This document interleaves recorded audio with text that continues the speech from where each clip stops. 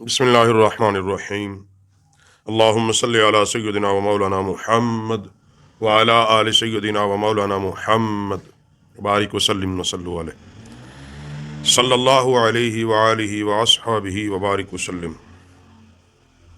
تو ہم پیچھے گفتگو کر رہے تھے کتاب الفتن سے، اسی موضوع پر جو آگے احادیث بیان ہوئی ہے۔ حضرت اسامہ بن زید رضی اللہ تعالی عنہ راوی ہیں کہ آقا کریم صلی اللہ علیہ وآلہ وسلم نے مدینے کے ٹیلوں میں سے کسی ایک ٹیلے پر سرکار تشریف لے کے گئے، اور وہ ٹیلا اتنا بلند تھا کہ اس کے اوپر جب کھڑے ہوتے تھے تو مدینے کی ساری بستی نظر آتی تھی، کیونکہ پہاڑ کا ٹیلا بلند تھا، اور نیچے کیونکہ اس زمانے میں نبی علیہ الصلوۃ والسلام کے مبارک زمانے میں کل مدینہ ایک بستی تھی۔ تو آقا علیہ الصلوۃ والسلام ٹیلے پر تشریف لے گئے تو آقا علیہ الصلوۃ والسلام نے فرمایا، کیا تم وہ دیکھ رہے ہو جو میں دیکھ رہا ہوں؟ نبی علیہ السلام نے فرمایا، جو میں دیکھ رہا ہوں کیا تمہیں وہ نظر آ رہا ہے؟ اب صحابہ نے عرض کی، یا رسول اللہ صلی اللہ علیہ وسلم، ہمیں وہ نظر نہیں آ رہا۔ نبی علیہ السلام نے جو فرمایا کہ جو میں دیکھ رہا ہوں، اس کا مطلب یہ تھا کہ صرف یہ بستی یا گھر یا یہ پہاڑ نہیں ہے۔ صحابہ اس بات کو سمجھتے تھے وہ کوئی اور چیز ہے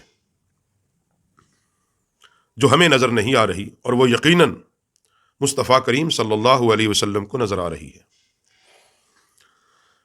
نبی علیہ الصلوۃ والسلام نے فرمایا کہ جو میں دیکھ رہا ہوں کیا تم دیکھ رہے ہو؟ عرض کی، یا رسول اللہ صلی اللہ علیہ وسلم، ہم وہ نہیں دیکھ رہے۔ اللہ کے نبی علیہ الصلوۃ والسلام نے فرمایا کہ میں تمہارے گھروں کے درمیان بارش کے قطروں کی طرح گرنے والے فتنوں کو دیکھ رہا ہوں۔ یہ میں نے پہلے سبق میں بھی آپ کو بتایا تھا۔ حضور فرماتے کہ میں دیکھ رہا ہوں کہ تمہارے گھروں کے درمیان بارش کے قطروں کی طرح فتنے گر رہے ہیں۔ یہ بخاری اور مسلم کے اندر بھی حدیث ہے، اور مشکات کے اندر بھی حدیث ہے۔ تو اس احادیث سے علماء نے ایک بات نکالی ہے کہ نبی علیہ الصلوۃ والسلام کے بعد خلفائے راشدین کے بعد جو مدینہ النبی صلی اللہ علیہ وسلم میں فتنے آئے، یزید بن معاویہ، مروان بن حکم، حجاج بن یوسف، اور اس کے بعد پھر ایک لمبی فہرست ہے، نبی علیہ السلام کا ان فتنوں کی طرف اشارہ تھا کہ اس طرح۔ اور دوسرا معنی یہ کہ حضور نے جو فرمایا کہ بارش کے قطروں کی طرح فتنے تمہارے گھروں میں، جب بارش برستی ہے تو وہ فتنے جو ہیں وہ بارش کے قطرے ہر گھر میں پہنچ جاتے ہیں، بارش کا پانی گھر کے اندر تک چلا جاتا ہے۔ تو معنی یہ کہ تم فتنوں سے جتنا بھی بچنے کی کوشش کرو گے، اس کے اثرات تمہارے گھروں کے اندر تک داخل ہو جائیں گے، تمہارے گھروں کے اندر داخل ہو جائیں گے۔ اور وہ آج دیکھ لیں کہ اس میں کوئی دو رائے نہیں۔ نبی علیہ الصلوۃ والسلام نے جو فرمایا کہ اس طرح فتنے برسیں گے جیسے بارش کے قطرے گرتے ہیں، تو آج گھروں کے اندر تک فتنے چلے گئے ہیں۔ تو اس میں آپ دنیاوی طور پہ اس کو صرف یہ بلیم کر کے نہ دیکھیں کہ بے حیائی ایک فتنہ ہے، موبائل ہے، اور اس کے علاوہ آپ کا آج کا ٹی وی ہے، وی سی آر ہے، کیبل ہے، نیٹ ہے، اور اس کے ذریعے جو فتنے بپا ہو رہے ہیں، اس کے ذریعے تب وہ ہر گھر سے بلکہ اس سے آگے ہر جیب میں چلا گیا ہے، ہر انسان کی پاکٹ میں، اور وہاں سے پھر وہ طرح طرح کے فتنے۔ یعنی نبی کریم علیہ السلام نے اس بات کو 14.5-15 صدیاں پہلے بیان کر دیا کہ ایسے فتنے آئیں گے، تمہارے گھروں کی اندر داخل ہو جائیں گے اور تم بے بس ہو جاؤ گے۔ ہزارہ لوگ ہم نے دیکھے ہیں، وہ خواہش بھی رکھتے ہیں، تمنا بھی رکھتے ہیں کہ ان کے گھر کے اندر ایک دینی مذہبی ماحول ہو، ان کے بچے، ان کی بیوی، ان کے اہل و عیال وہ خالصتاً نبی کریم صلی اللہ علیہ وسلم کے دین پر چلے، مگر بے بس ہیں کہنے کے باوجود۔ کیوں؟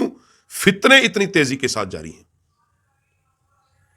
دنیاوی تعلیم، انگلش تعلیم کا فتنہ، اس کے اندر پڑھائے جانے والے نصاب کا فتنہ، یہ تو میں آج کے فتنوں کی بات کر رہا ہوں۔ اس سے علاوہ آپ چلے جائیں قتل و غارت گری کا فتنہ، چغلی کا، غیبت کا، بے حیائی کا۔ اور نبی علیہ الصلوۃ والسلام نے تو اس سے آگاہ فرما دیا اہل مدینہ کو بالخصوص دیکھ کر۔ تو اس سے علماء نے لیا کہ اہل مدینہ پر جو ظلم و ستم یزید بن معاویہ نے کیے، مروان بن حکم نے کیے، اور اس کے بعد حجاج بن یوسف نے، ان کے زمانوں کے اندر مدینہ النبی صلی اللہ علیہ وسلم کے اندر جس قدر فتنے بپا رہے. اور بعض نے کہا جس قدر حضرت عثمان غنی کے دور سے ان چیزوں کا آغاز ہو گیا، پھر مولا کائنات کے خلاف، اور پھر آگے واقع کربلا اور اس کے بعد کے جو حالات اور منظرنامہ. تو ان فتنوں کی نشاندہی خود نبی کریم صلی اللہ علیہ وسلم نے فرما دی تھی کہ یہ فتنے ہر جگہ، چاہے تم خلوت میں ہو جلوت میں ہو، تمہیں یہ فتنے پہنچ کے رہیں گے. اور پھر نبی کریم صلی اللہ علیہ وسلم نے اس بات کو بیان کیا. انہی فتنوں کو بیان کرتے ہوئے حضور علیہ الصلوۃ والسلام نے فرمایا کہ نبی ہریرہ رضی اللہ تعالیٰ عنہ قال قال رسول اللہ صلی اللہ علیہ وسلم حلقت امتی علی یدا. حضور نے فرمایا کہ میری امت کی جو ہلاکت ہے قریش کے کچھ لڑکوں کے ہاتھوں پر ہوگی. قریش کے نو عمر، نا تجربہ کار، ناہل لونڈے وقت کے حاکم اور بادشاہ بن جائیں گے، اور اپنی نا تجربہ کاری، ناہلی، نالائکی کی وجہ سے میری امت کو ہلاک کر دیں گے.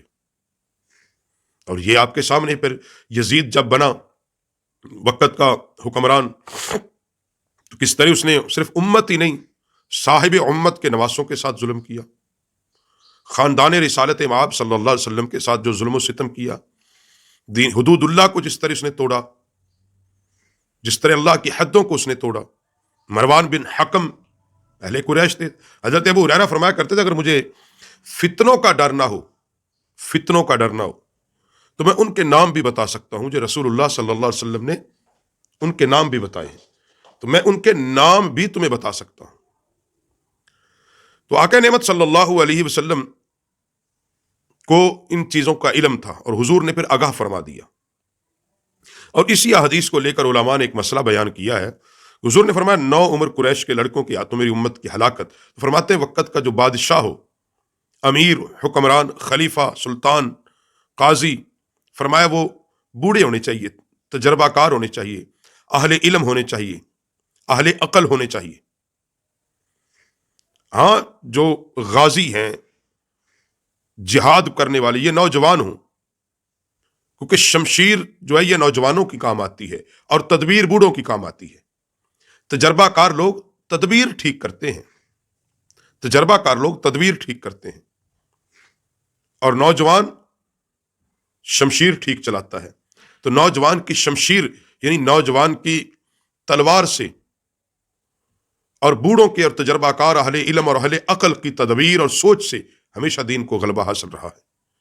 اب خلفائے راشدین کا زمانہ دیکھ لیں، یا جہاں بھی آپ جو ترقی ہوئی ہے وہ زمانے دیکھ لیں، تو اس احادیث سے علماء نے اس مسئلے کو اخذ کیا ہے. تو نبی علیہ الصلوۃ والسلام نے فرمایا کہ میری امت کی جو ہلاکت ہے وہ قریش کے چند لڑکوں کے ہاتھوں پر ہوگی.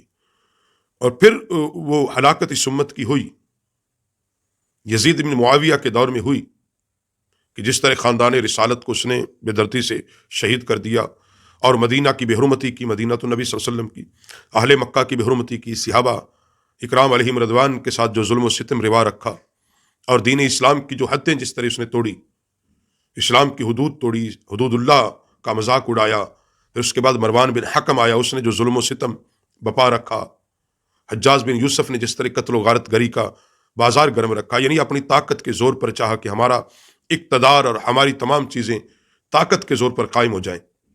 مگر چونکہ نبی علیہ السلام یہ فرما گئے تھے کہ اس امت کی تباہی، ہلاکت اور بربادی کا جو سامان ہوگا اس وقت ہو جائے گا جب قریش کے 9 عمر لڑکے کے ہاتھ میں اقتدار چلا جائے گا، 9 عمر لڑکوں کے ہاتھ میں جب اقتدار دے دیا جائے گا تو پھر وہاں ہلاکت یقینی ہوگی. تو آج کے اس سبق میں، آج کی اس بات میں 2 باتیں بیان ہوئی. ایک یہ بھی حضرت اسامہ سے ہی روایت ہے حدیث، اور اس کو مشکات المصابیح کے کتاب الفتن میں نقل کیا ہے، اور اس کو بخاری اور مسلم کے حوالے سے کہ حضور نے جو فرمایا کہ تمہارے گھروں پر میں بارش کے قطرے دیکھتا ہوں.